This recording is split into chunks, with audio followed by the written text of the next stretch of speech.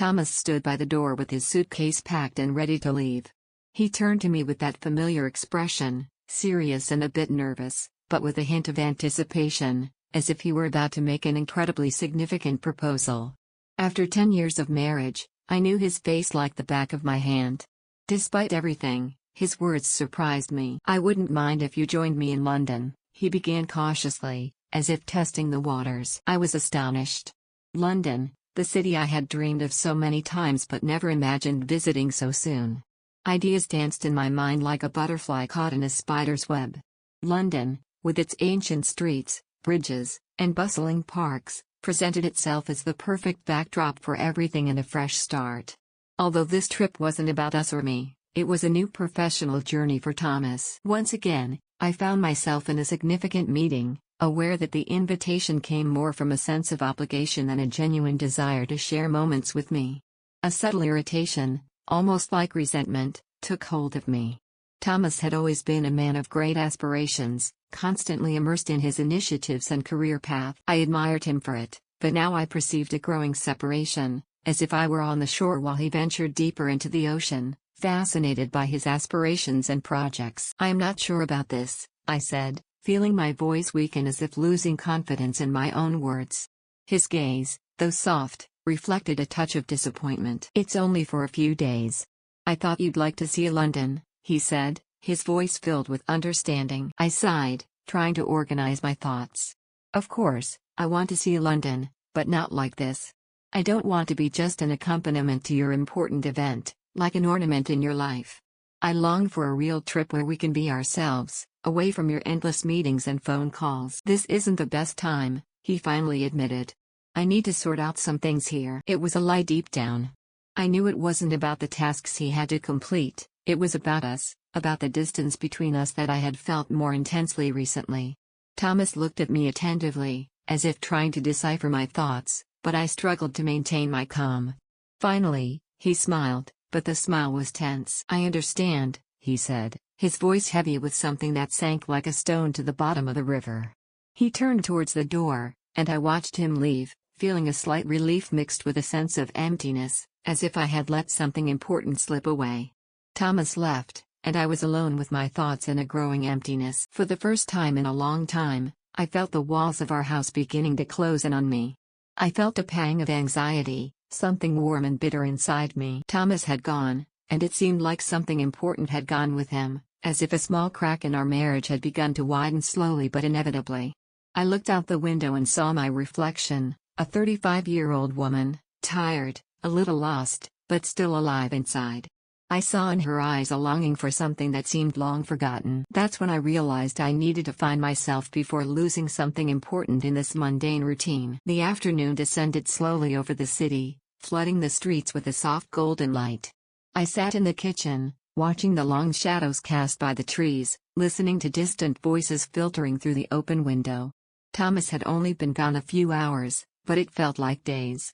The house without him suddenly felt strange, unfamiliar. I picked up my phone and, without knowing why, began scrolling through photos of us together on vacations, trips, happy faces, moments that once seemed so significant but were now just memories. Something inside me stirred like the stale air escaping from an old trunk, a feeling I wanted to escape. I left the phone and went to the kitchen, deciding to make some tea. But even this simple action seemed somehow empty and meaningless. As I poured the tea into a cup, my phone suddenly vibrated. My heart tightened for a moment, thinking it might be Thomas, but when I looked at the screen, I saw Grace's name. Her voice sounded animated, as always, a bit bright. "I was thinking about you. How are you doing? Is everything okay?" she asked. "I'm fine, Grace. And you?"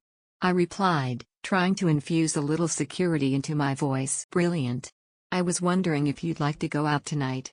There are things I'd love to share with you tonight," she said, pausing and paying attention to my question. I found myself questioning what I truly wanted deep inside.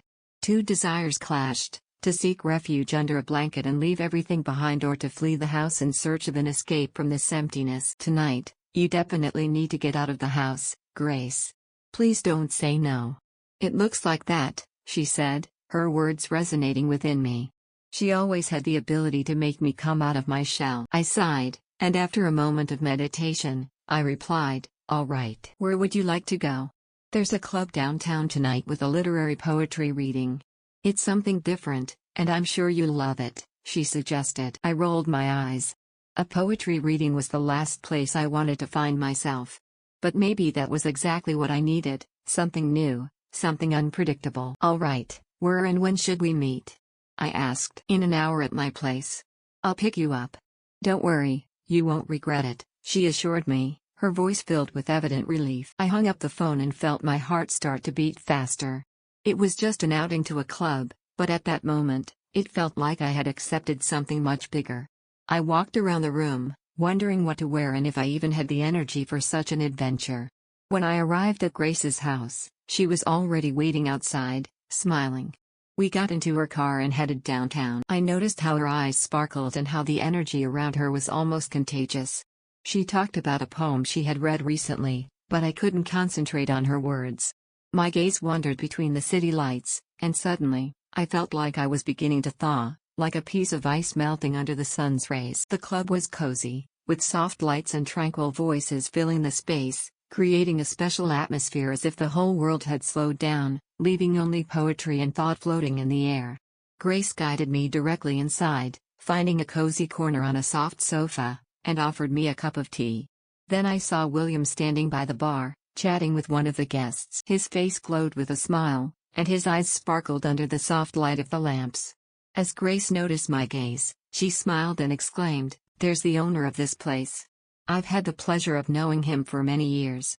Let me introduce you." I tried to protest, but Grace was already leading me towards him. And suddenly, my heart started beating strongly as we approached.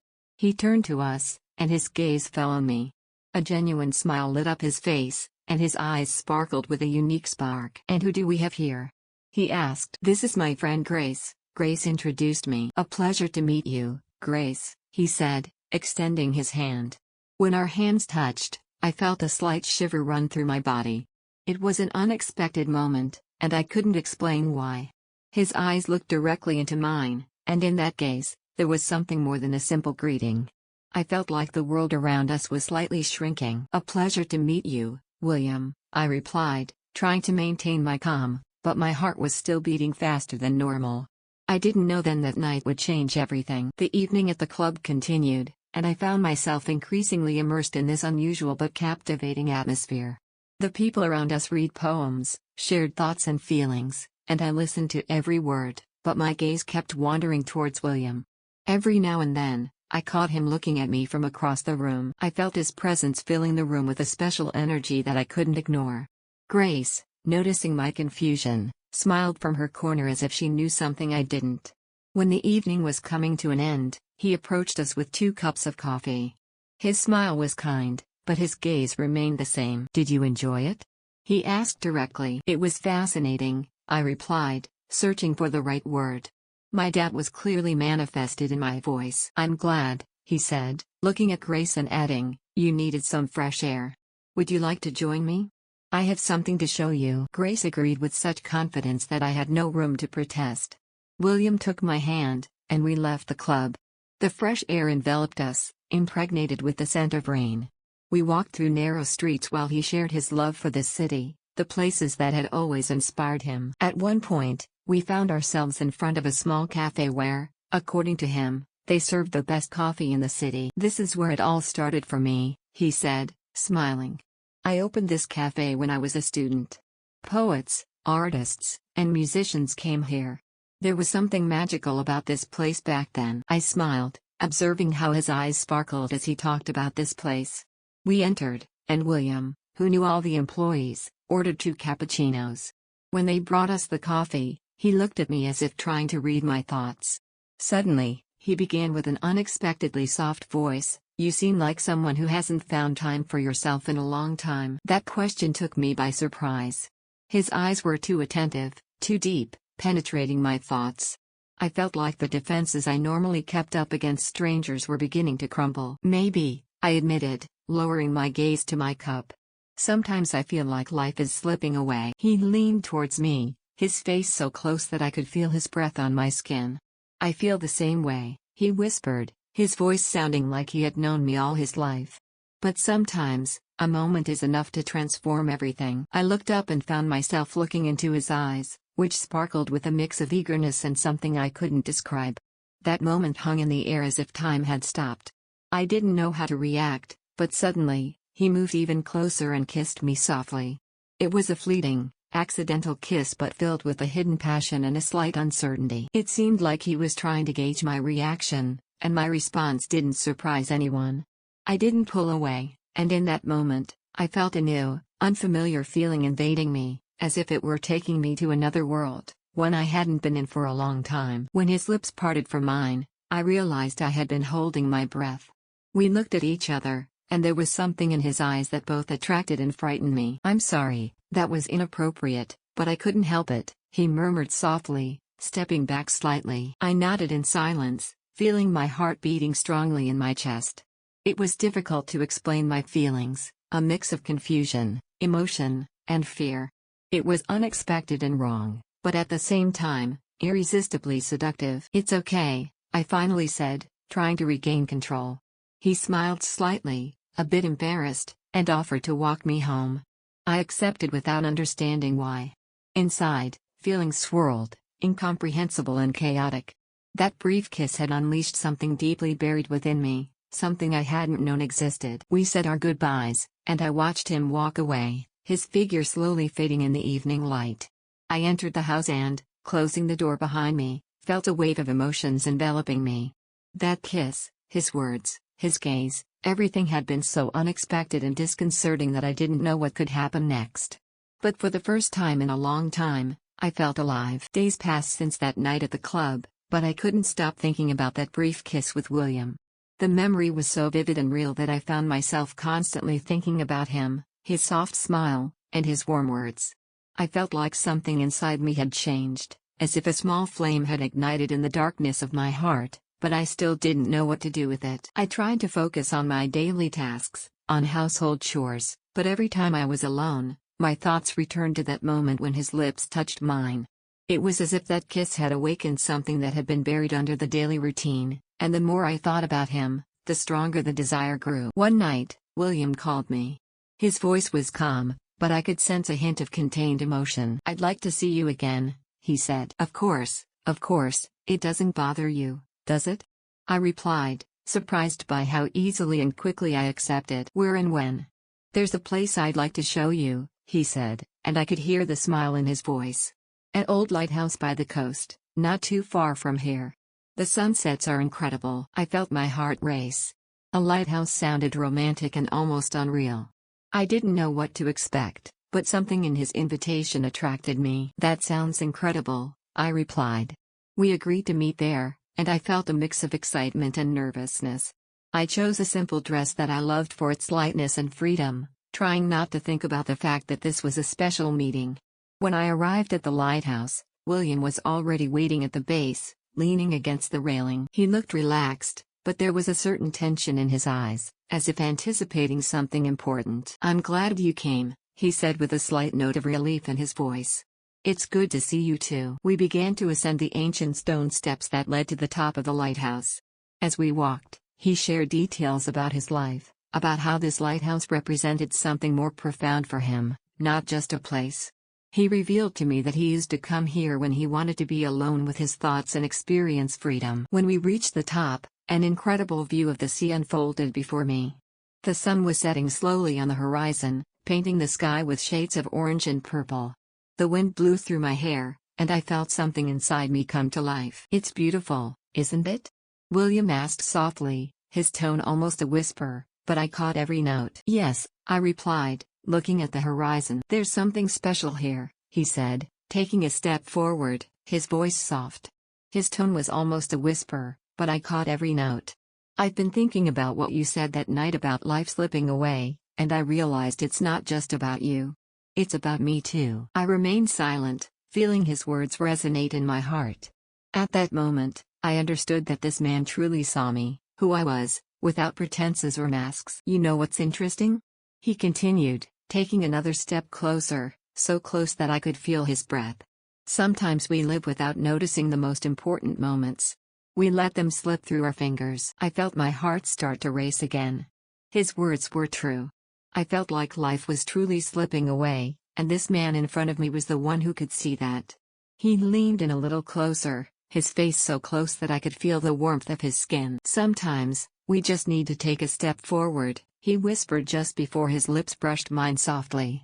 This kiss was different, deeper, filled with emotions and feelings, as if he were pouring all his soul into it. I responded, feeling a warmth blossom in my chest like a flower opening to the sun. There we were, at the top of the lighthouse, bathed in the light of the sunset, and the world around us disappeared. That kiss was genuine, sincere, as if he were trying to convey all the things that words couldn't express.